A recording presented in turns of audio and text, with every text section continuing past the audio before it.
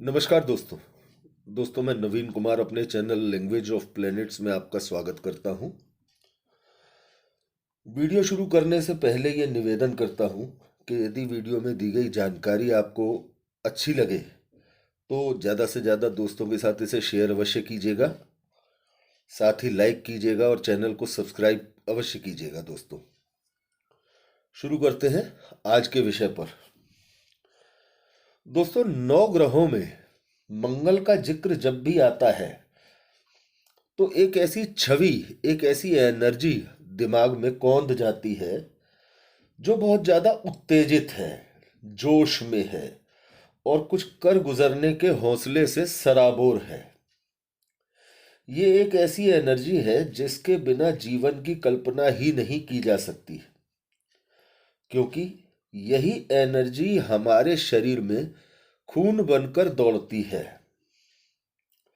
जब यह एनर्जी ऐसे ग्रह से मिलती है जो बेहद सौम्य है, शीतल है, तो ये एनर्जी धन योग का निर्माण करती है। जब ये एनर्जी आत्मा कारक ग्रह से मिलती है तो एक नई ऊर्जा का, नई प्राण ऊर्जा का संचार करती है। जब यही एनर्जी एक ऐसे ग्रह से संपर्क करती है जो ज्ञान के मार्ग पर लगातार अग्रसर है तो ये इंसान के जीवन को बुलंदियों तक ले जाने का काम करती है। जब ये एनर्जी एक भौतिकता के ग्रह, भोग विलास के ग्रह से संपर्क में आती है तो ये एनर्जी सृष्टि का सृजन करती है। जब ये एनर्जी एक ऐसे ग्रह से संपर्क करती है जो बेहद शातिर है, उल्टे सीधे विचारों का मालिक है, षड्यंत्र करता है, तो ये एनर्जी बहुत विध्वंसक रूप ले लेती है, हिंसा का रूप ले लेती है।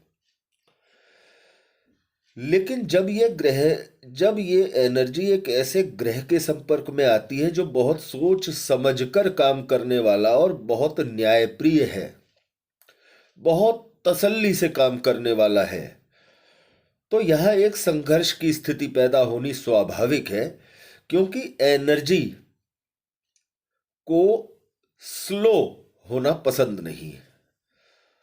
एनर्जी तेजी का नाम है, बहुत तेज स्थिति का नाम है एनर्जी। एनर्जी को किसी सीमा में बांधा नहीं जा सकता। कुल मिलाकर ये एनर्जी सभी रूपों में जीवन शक्ति का परिचय करवाने वाली है।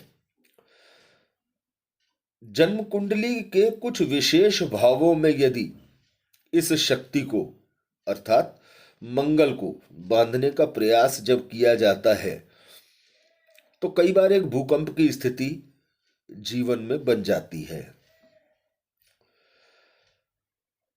उन्हीं में से कुंडली का एक भाव है कुंडली का धन भाव, कुटुंब भाव या वाणी भाव। अगर कुंडली के इस भाव में मंगल बैठे हों तो ये कई बार ऐसे हालात भी जातक के जीवन में पैदा कर देते हैं जिससे कि जातक को जीते जी नरक के दर्शन भी हो जाते हैं। दोस्तों जन्म कुंडली का दूसरा भाव हमारी वाणी को दिखाता है। वाणी जितनी ज्यादा सौम्य होगी उतना इंसान व्यवहारिक और सामाजिक माना जाएगा और जीवन में उतना ही तरक्की करने के रास्ते उसके खुलेंगे। लेकिन यदि कुंडली के दूसरे भाव में मंगल बैठा होता है तो जातक की वाणी कुछ हद तक आक्रामक होती है, अर्थात जल्दी जवाब देने वाली स्थिति उसकी हो सकती है। यदि इस भाव में, अर्थात कुंडली के दूसरे भाव में बैठे हुए मंगल पर भाव के स्वामी की दृष्टि पड़ जाए, मान लीजिए मेष लग्न है कुंडली में और दूसरे भाव के स्वामी शुक्र हैं, यदि इस भाव पर बैठे हुए मंगल पर शुक्र की दृष्टि पड़ जाए या बृहस्पति की दृष्टि पड़ जाए तो वाणी में आक्रामकता का स्तर काफी कम हो सकता है या हो जाता है। लेकिन अगर दूसरी तरफ इस भाव के स्वामी की युति, चाहे वो कोई भी ग्रह हो, अगर उस ग्रह की युति राहु के साथ या सूर्य के साथ हो जाए तो वाणी बहुत ज्यादा आक्रामक होती देखी गई है। अगर कहीं दूसरे भाव का स्वामी कुंडली के छठे आठवें भाव में बैठ जाए राहु या सूर्य के साथ, तो वाणी बहुत ज्यादा कष्टकारक बन जाती है जातक की। और यदि अपने भाव से अर्थात कुंडली के दूसरे भाव से छठा या आठवां अर्थात कुंडली के सातवें भाव में या कुंडली के नवम भाव में भी राहु या सूर्य के साथ युति में वाणी भाव का स्वामी आ जाए तो मंगल की स्थिति बहुत आक्रामक हो जाती है, क्योंकि भाव असहज भाव हो जाता है। उस समय एक संघर्ष की स्थिति पैदा हो जाती है। जब भी इस तरह की स्थितियां दूसरे भाव के साथ बनती हैं कि भाव असहज हो जाए या भाव का स्वामी एक संघर्ष की स्थिति में आ जाए, चाहे तो वो कुंडली के छठे आठवें बारहवें में हो या कुंडली के दूसरे भाव से छठा आठवां हो और उसमें मंगल बैठा हुआ हो, तो निश्चित तौर से एक ऐसी स्थिति का निर्माण होता है कि इंसान के अंदर बर्दाश्त बिल्कुल ना के बराबर होती है। सामने वाले व्यक्ति की बात पूरी भी नहीं हो पाती और वो एकदम गुस्से में जवाब दे देता है। जब इस तरह के हालात घर के अंदर होते हैं, मान लीजिए किसी जातक की कुंडली के दूसरे भाव में इस तरह की मंगल की स्थिति बनी हुई है, तो बाकी परिजनों का उसके साथ निर्वाह करना बहुत मुश्किल हो जाता है।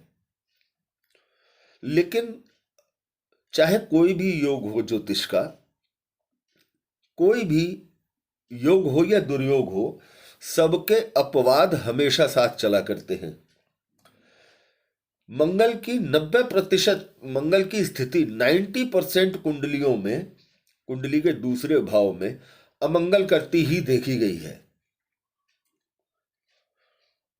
दोस्तों, मंगल यदि जन्म कुंडली में दूसरे भाव में इस तरह की स्थिति बनाकर बैठा हो तो जातक को कम से कम सुबह स्नान के बाद राम रक्षा स्तोत्र का पाठ और हर मंगलवार को हनुमान जी महाराज के दर्शन और हनुमान चालीसा का पाठ जरूर करना चाहिए। क्योंकि कई बार ऐसा भी होता है कि जातक के कुंडली के अंदर एक से एक बढ़िया राजयोग बने हुए होते हैं और अपनी वाणी की आक्रामकता के कारण जातक उन राजयोगों को विफल कर देता है, या ये कहें कि वो राजयोग बेकार चले जाते हैं केवल वाणी की आक्रामकता के कारण। तो दोस्तों, उम्मीद है ये जानकारी आपको अच्छी लगी होगी। यदि आपको ये जानकारी अच्छी लगी हो तो आप इसे शेयर अवश्य करें। अगले वीडियो में आप सबके सामने उपस्थित होंगे एक नई जानकारी, एक नए सब्जेक्ट के साथ। धन्यवाद दोस्तों।